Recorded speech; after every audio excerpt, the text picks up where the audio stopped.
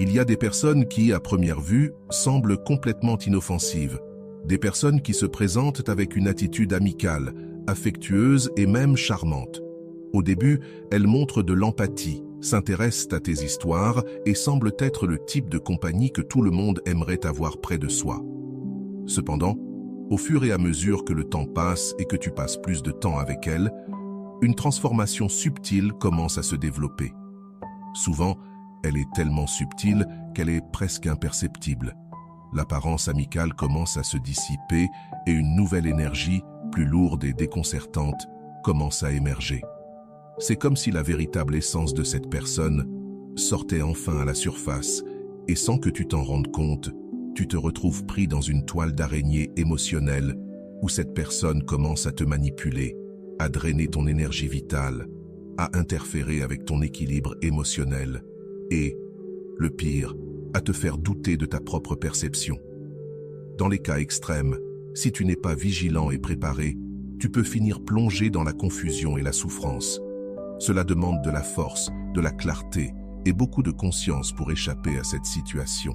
Carl Jung, le célèbre psychiatre suisse, a étudié en profondeur ce phénomène et l'a appelé le contact avec l'ombre, cette partie sombre de la nature humaine qui tente de se manifester, même lorsqu'elle se cache sous un masque de bonté. Les signes sont toujours là, petits, silencieux, mais incroyablement puissants. Ils apparaissent sous diverses formes, des sensations subtiles, de l'inconfort sans explication logique, des changements dans ton champ énergétique. Il est crucial de prêter attention à ces signes, car ce sont les premières alertes que ton inconscient te donne. Et plus important encore que de simplement les reconnaître, il est essentiel d'apprendre à te protéger avant qu'il ne soit trop tard. Rester jusqu'à la fin de cette vidéo pourrait être l'une des décisions les plus sages que tu prennes, car apprendre à préserver ta paix intérieure est l'une des façons les plus efficaces de protéger ta santé mentale lorsque tu es confronté à des présences toxiques comme celle-ci. L'énergie, contrairement aux mots, ne ment pas.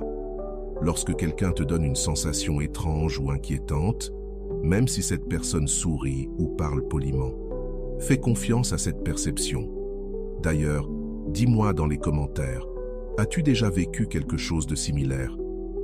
Commente simplement « oui » si tu as déjà ressenti cette étrange énergie venant de quelqu'un. Il est probable que tu l'aies déjà vécu. Tu rencontres quelqu'un pour la première fois, et bien que tout semble normal, quelque chose à l'intérieur de toi se tend. Un peu de tension dans ton estomac, un frisson dans la poitrine. Cette personne n'a rien fait de mal, n'a rien dit d'offensant, n'a pas agi de façon suspecte. Pourtant, il y avait quelque chose dans ses yeux, peut-être dans son ton de voix, ou même dans la manière dont elle occupait l'espace, qui te causait un inconfort inexplicable. Avant de continuer, si tu n'es pas encore abonné à ma chaîne YouTube, je t'invite à le faire dès maintenant. En t'abonnant, tu seras informé de toutes mes nouvelles vidéos, ce qui te permettra de ne rien manquer de contenu précieux. C'est là que beaucoup de personnes commettent une erreur. Elles choisissent d'ignorer ses premiers sentiments, parce que l'esprit rationnel commence à fournir des justifications. Je ne devrais pas juger sans savoir. Peut-être que je suis injuste. Probablement que j'exagère. Après tout, il n'y a rien de concret. Pas de preuve que cette personne représente une menace. Mais l'inconscient l'a déjà remarqué. Jung parlait souvent de la façon dont notre inconscient perçoit l'information bien avant que notre esprit rationnel puisse l'interpréter.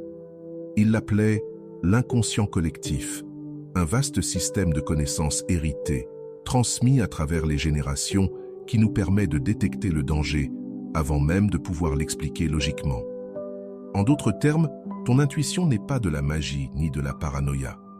C'est un signal d'alerte d'une partie plus profonde de ton psychisme, un monologue déguisé en intérêt, où l'objectif était de vider des pensées et des émotions, en espérant que tu sois là juste pour tout absorber. Ce qui semblait être une conversation normale était en réalité une demande constante de validation, d'attention et d'énergie émotionnelle. Et ce qui était le plus inquiétant, c'est que la charge émotionnelle qu'il portait se transmettait silencieusement à toi. comme si tu étais responsable de la maintenir. À travers ce processus d'observation et d'épuisement silencieux, j'ai commencé à comprendre l'une des dynamiques les plus dangereuses qui peuvent exister entre deux personnes. Celle qui agit en silence, sans agressivité, sans dommages visibles, mais qui te draine lentement. Certaines personnes ne te blessent pas avec des mots durs ou des actions évidentes. Elles s'érodent petit à petit. Elles volent ton éclat, ta motivation, ta clarté, jusqu'à ce que tu te sentes comme quelqu'un qui n'a plus sa propre lumière. Jung nous a offert une vision puissante de ce comportement. Selon lui, les personnes qui ne reconnaissent pas et n'intègrent pas leur propre ombre, les parties réprimées, non acceptées et non résolues de la psyché, finissent par projeter ce contenu sur les autres. Cela signifie que l'anxiété, le vide émotionnel et le chaos intérieur qu'elle porte commencent à se transférer à toi sans que tu t'en rendes compte. Tu commences à sentir que tu portes un fardeau qui ne t'appartient pas.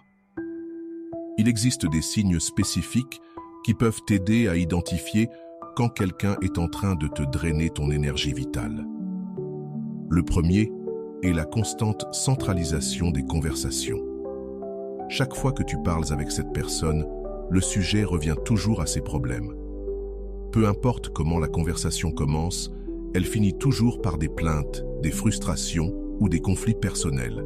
Et ce qui est encore plus révélateur, c'est que cette personne ne cherche pas de solution. Elle veut simplement vider son sac et transférer ce poids émotionnel. Le deuxième signe important est la façon dont cette personne réagit lorsque tu essaies d'établir des limites. Si tu dis que tu as besoin de temps pour toi ou que tu n'es pas disponible, un sentiment de culpabilité surgit soudainement. Tu te sens égoïste, comme si tu abandonnais quelqu'un qui te besoin. C'est une manipulation émotionnelle subtile, mais efficace, car elle joue sur ton sens de la responsabilité et de l'empathie. Le troisième signe est peut-être le plus révélateur, l'allègement que tu ressens lorsque tu t'éloignes.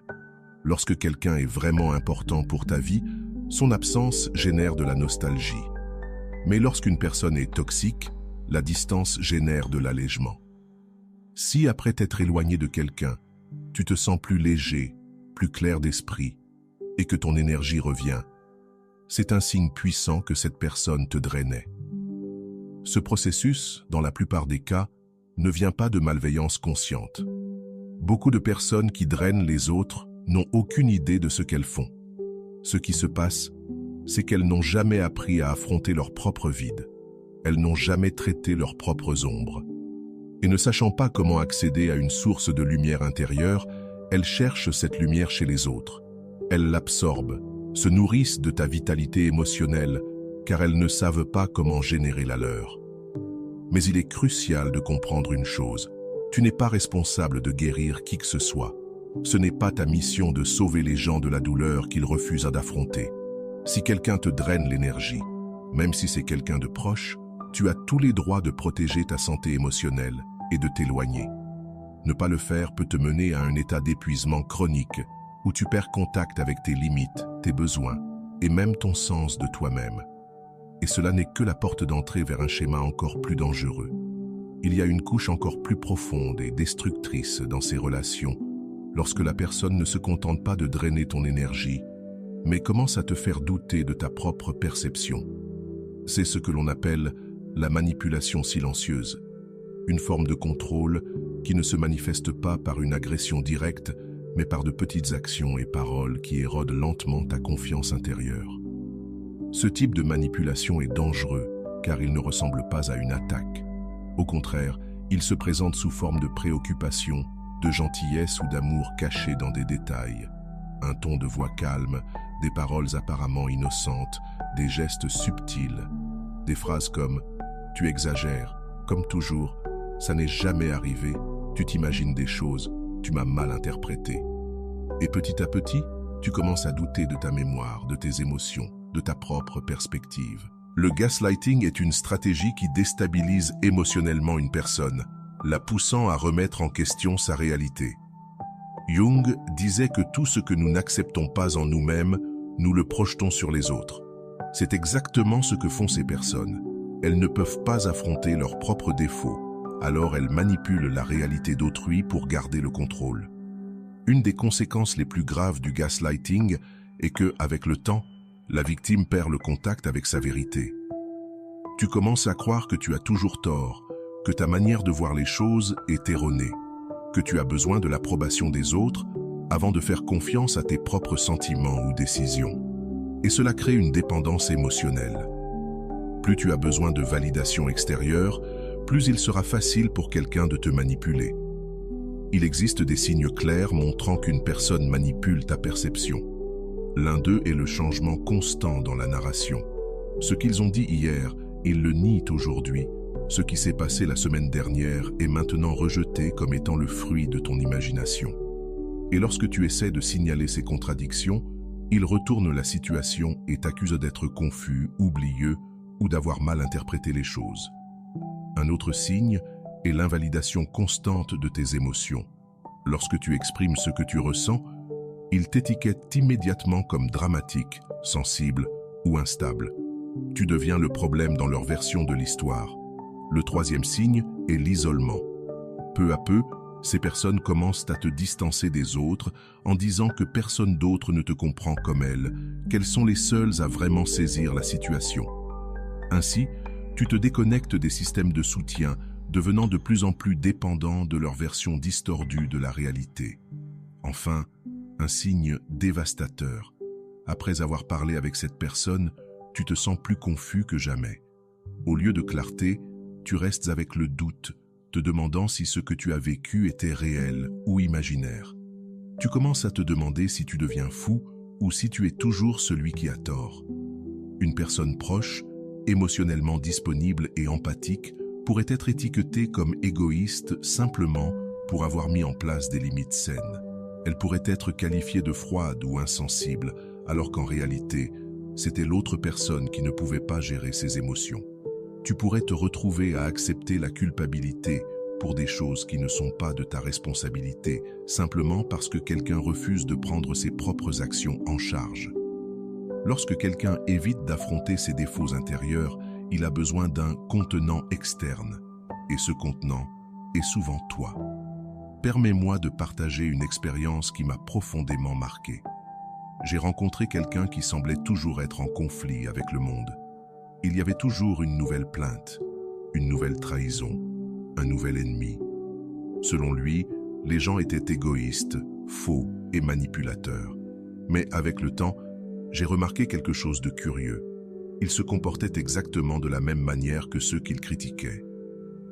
Il rabaissait constamment ceux qui n'étaient pas d'accord avec lui, exigeait de la loyauté sans jamais en offrir, attendait du soutien sans jamais le donner en retour. Et le plus étrange, c'est qu'il a commencé à me convaincre que j'étais comme eux.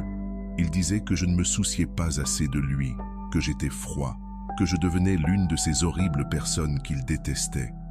Pendant un moment, cette manipulation a commencé à m'affecter. Je me suis retrouvé à me demander, suis-je vraiment égoïste? Est-ce que je deviens une pire personne? Mais ensuite, je me suis rendu compte de ce qui se passait.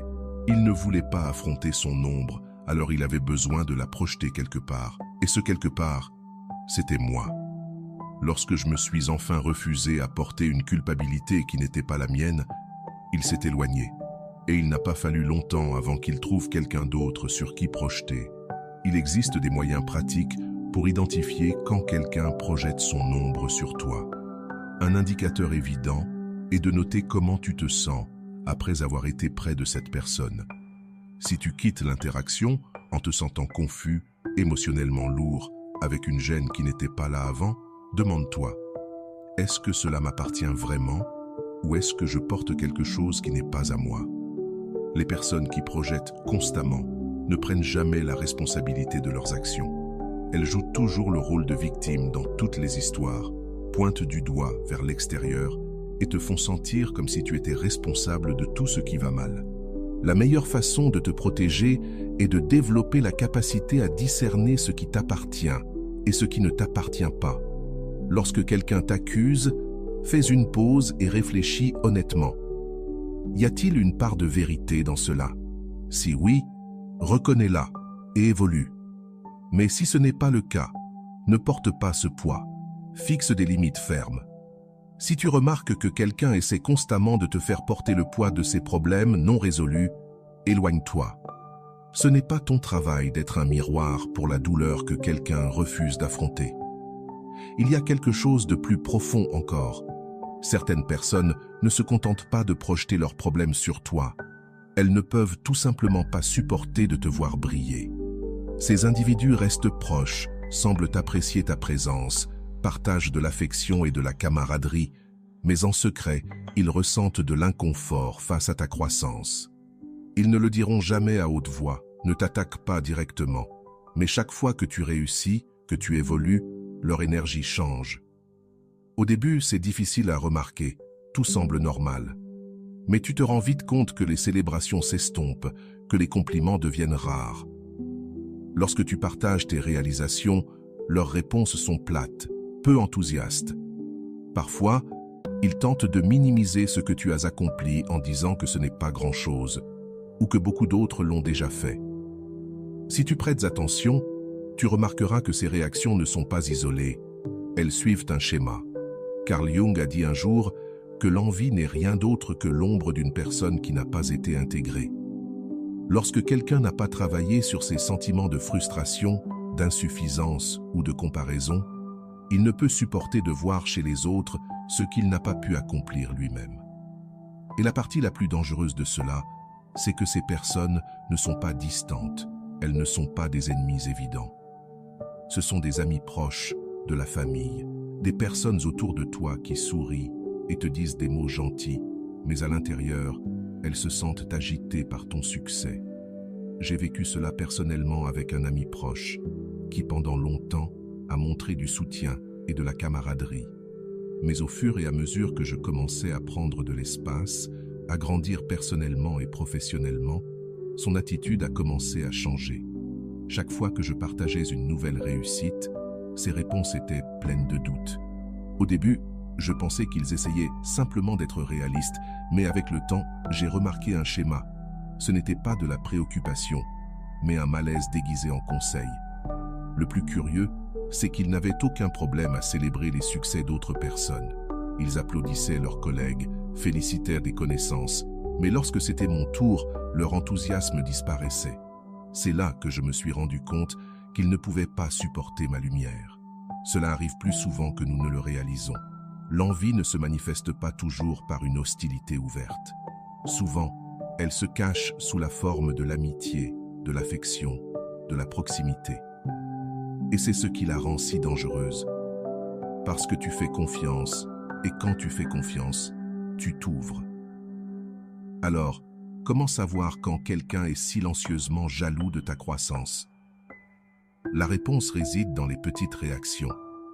Lorsque tu partages une victoire et que, au lieu d'un sourire sincère, tu reçois une réponse froide ou distanciée, c'est un signe. Lorsque tu partages quelque chose de sincère, que tu te livres pleinement et que tu n'attends rien en retour, tu reçois parfois une réaction qui te surprend. Au lieu de recevoir du soutien, tu te retrouves face à un regard vide ou un commentaire décourageant. Plutôt que d'offrir du réconfort, ces personnes commencent à énumérer des problèmes, à pointer tes erreurs ou à semer le doute dans ton esprit. Les compliments sont remplacés par des conseils qui te freinent plutôt que de t'encourager à avancer. Mais la pire des choses, celle qui révèle tout, c'est lorsque, face à tes progrès constants, ces personnes commencent à s'éloigner de toi, comme si ta lumière devenait trop intense pour qu'elles la supportent. Ce n'est pas une simple coïncidence. Le véritable problème, ce n'est pas que tu changes trop ou que tu deviennes une personne difficile à suivre. Ce qui se passe réellement, c'est que la lumière que tu émets, la brillance naturelle qui se dégage de ton développement et de ton authenticité, dérange profondément les ombres qui habitent certaines personnes autour de toi. Cela peut être une expérience douloureuse mais inévitable. Comme l'a dit Jung, lorsque quelqu'un refuse de reconnaître les parts les plus sombres de lui-même, ses peurs, frustrations et échecs, cette personne commence à projeter ses aspects sur les autres. Et c'est exactement ce qui se passe lorsque quelqu'un éprouve de l'envie envers toi. Au début, tout semble fascinant, presque magique. Tu te sens attiré par cette personne comme si tu faisais partie d'une histoire palpitante. Mais au fur et à mesure que le temps passe, cette histoire devient répétitive. Chaque situation est marquée par un nouveau conflit. Quelqu'un qui trahit, quelqu'un qui attaque, une nouvelle crise imminente. La vie de cette personne n'a jamais de stabilité, jamais de paix. Et le plus effrayant, c'est que tu te rends compte que tu es en train de devenir une partie de cette instabilité. Ce que tu croyais être une énergie vibrante se transforme en un épuisement constant. Ce qui semblait être une connexion profonde devient un jeu émotionnel épuisant. Ce qui semblait être de l'authenticité se révèle être un cycle de manipulation nourri par un drame interminable. Et un jour, tu réalises que cette personne ne cherche pas à échapper au chaos. Elle est tellement identifiée à cette confusion, à cette absence de contrôle, que toute son identité repose dessus. Le chaos est son habitat émotionnel, et en restant connecté à elle, tu te laisses entraîner dans ce même schéma destructeur. La plus grande alerte que quelqu'un porte à cette énergie destructrice est simple, mais profonde. Le chaos les suit partout où ils vont. Il y a une grande différence entre quelqu'un qui traverse une période difficile, ce que nous vivons tous, et quelqu'un dont la vie est une succession continue d'instabilité. Si tu remarques que cette personne n'a jamais de paix dans aucun domaine de sa vie, que chaque relation est marquée par des discussions, des déceptions, des scandales ou des échecs, c'est un signal d'alarme. Regarde leur passé, observe les motifs. Si chaque amitié se termine par une trahison, si chaque relation est un drame, si chaque opportunité se transforme en catastrophe, sache que cela ne changera pas avec toi. Tu n'es pas une exception et personne ne l'est. Jung disait aussi, « Jusqu'à ce que l'inconscient devienne conscient, il dirigera ta vie et tu l'appelleras destin. » C'est pourquoi ces schémas se répètent. La personne refuse ou ne peut pas voir ce qu'elle doit changer à l'intérieur d'elle-même, et tant qu'elle ne le fera pas, elle continuera à répéter le même scénario, détruisant tout sur son passage. La meilleure façon de te protéger de ce type d'énergie destructrice est claire et directe. Ne tente pas de les sauver. Ne tombe pas dans l'illusion que les choses seront différentes avec toi. Ne crois pas que ton amour, ta patience ou ta présence seront suffisants pour changer la nature d'une personne qui a choisi de vivre dans le chaos. La seule chose qui fonctionne réellement, c'est la distance. Protège ta paix, construis un environnement de stabilité émotionnelle autour de toi et surtout, ne laisse personne le détruire.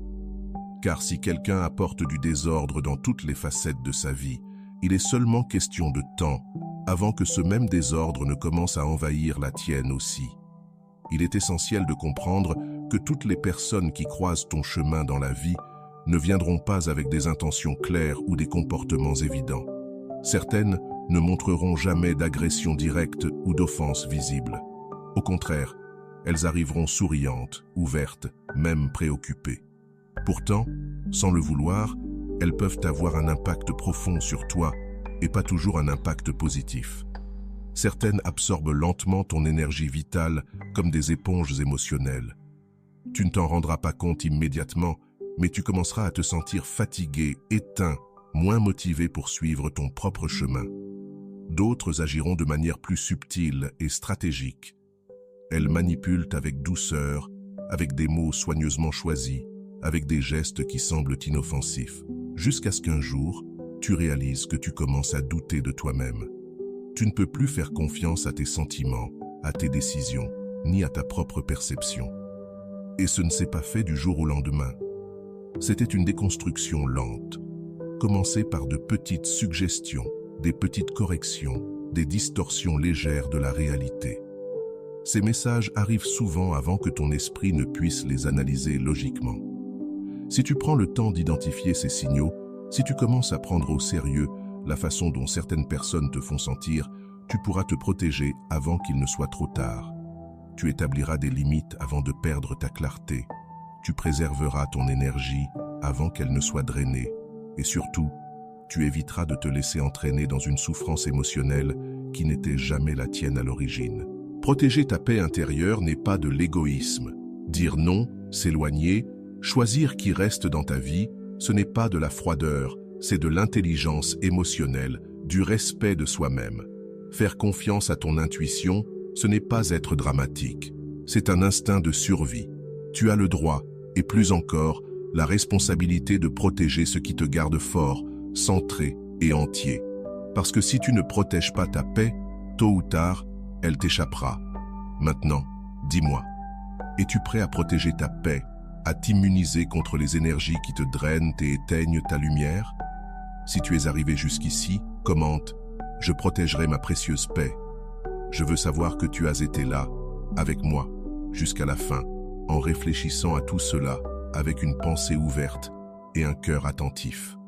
Si ce message a du sens pour toi, si cela t'a apporté de la valeur, clique sur « J'aime » maintenant. C'est juste un clic, c'est gratuit, et ça aide ce contenu à atteindre plus de personnes qui en ont besoin. Et si tu veux continuer ce voyage d'autoconnaissance, de compréhension de l'esprit humain, des relations énergétiques et de tout ce qui entoure l'univers fascinant de Carl Jung, abonne-toi à la chaîne maintenant et active la cloche de notification pour ne pas manquer les prochaines vidéos, toutes élaborées avec un contenu de haute qualité pour renforcer ta conscience et ton intelligence émotionnelle.